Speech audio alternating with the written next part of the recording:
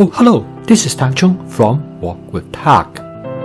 In this video, I would like to show you a stir-fry template for chicken that gives the chicken a blackened appearance. The result is that the surface of the chicken is slightly charred, give it a very nice charcoal flavor. And the beauty of this template is that it is very fast. It takes only about 5 minutes to cook this dish. And the reason I call this a template rather than a recipe because there are plenty of room for you to modify. First of all, you're going to need some chicken, and I'm going to use chicken breast to cook this dish. I'm going to cut the chicken into about bite size. This will greatly facilitate the speed in cooking the chicken. In the next few minutes, I'm going to show you how to prep the chicken for stir frying. However, if you are already familiar with this, you can skip this part of the video. The first step is to trim the fat from the chicken pieces. I then slice the chicken into thin strips. This definitely will make cutting the chicken into individual pieces faster and easier. I then slice the chicken into bite-sized pieces. Here I use a ceramic knife to cut the chicken. A ceramic knife is better than most steel knife because it stays sharp for much longer. You can take a look at this video to learn more about ceramic knife. Here I use a technique called claw technique. You tuck your finger beneath your hand. This way will protect your finger from being cut. And you can take a look at this video about how to master this very simple cutting technique. In order to have chicken anytime I want, I have developed an advanced prepping method for chicken. I will cut up all the chickens after I bring them back from the supermarket, and I store them in 8-ounce portions in Ziploc sandwich bag. And then I will freeze them in this single layer configurations. So the end result is that anytime when I want to have some chicken, I can put them in a bowl of warm water or just in the sink. It will thaw out in about 10 minutes. You can take a look at this video and see how it works. It will save you a lot of time. And it will also make your cooking more fun and spontaneous. To cook this dish, I'm first going to cook the chicken with 2 tablespoons of cornstarch. This will create a light breading on the surface of the chicken, give it a crispy texture. But by adding sugar as well as some seasoning, you create the charring. The first step in cooking the chicken, I'm going to use a method called shallow frying. And you can take a look at this video to learn more about this shallow frying technique. To cook this dish, I'm going to use my honeycomb wok.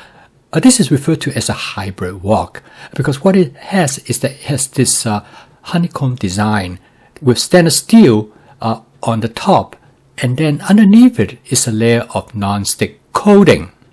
And because of this design, it is possible to use a stainless steel wok spatula without damaging the non-stick coating underneath.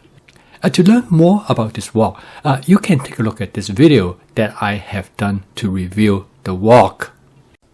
To give us another layer of protection, I also going to season the wok with my spot seasoning method.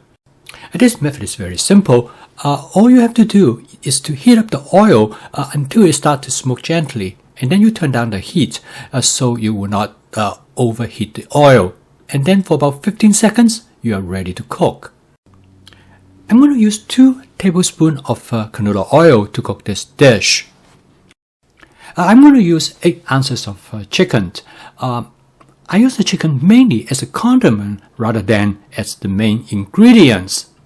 To cook this part of the dish, the best is to use a pair of long-handled tongs because for shallow frying, all I need to do is to spread out the chicken in a single layer on the surface of the wok. The concept is very simple. Basically, you fry the chicken on one side first before you turn it over to fry the other side.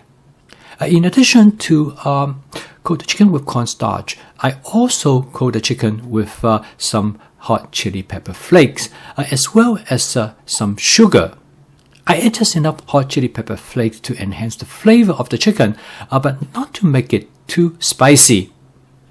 The sugar is added to promote caramelization of the chicken and subsequently cause it to char.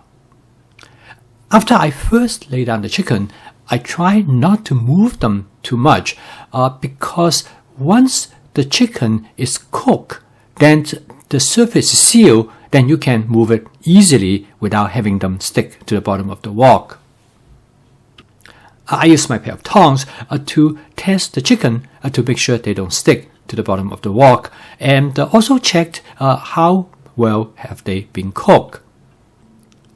Because the chicken is cut in thin slices, so they cook very rapidly. Usually it takes about 90 seconds to fry one side to provide the charring as well as a crispy texture. And one way to tell is that if the pink color of the chicken almost disappear, you know the other side has been fried quite well. But again, you can use the pair of tongs to let up the chicken and to check. And by now, there's only very little pink color left on the surface of the chicken, means that the chicken is almost cooked. And now I start to turn the chicken over. As you can see, the chicken is very nicely brown, and some part of the chicken actually has been slightly charred. You can easily adjust how much charring do you want on the chicken by leaving them either longer or shorter, depending on your personal preference. Personally, this is just about right for me. You might ask the question, can I substitute other type of flour to replace the cornstarch? You actually can replace the cornstarch with things like arrowroot starch or with potato starch. They all work very well, except I would not use wheat flour, which would not give the same crispy texture as cornstarch, arrowroot starch, as well as potato starch.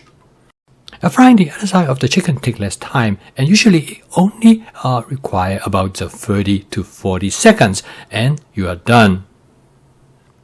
The reason that it starts to smoke because there are no oil on the surface of the wok, and this causes the ingredients to burn. Next, I switch to a wok spatula to make sure everything are well mixed.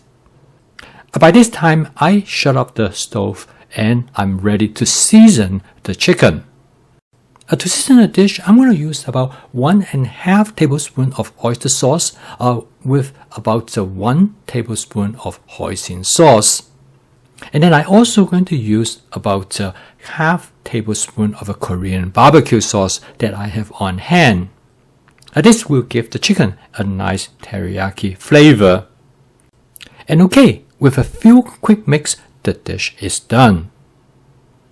Before I cook this dish, I have cooked a vegetable medley that contains Brussels sprouts, eggplant, gailan, and tomatoes.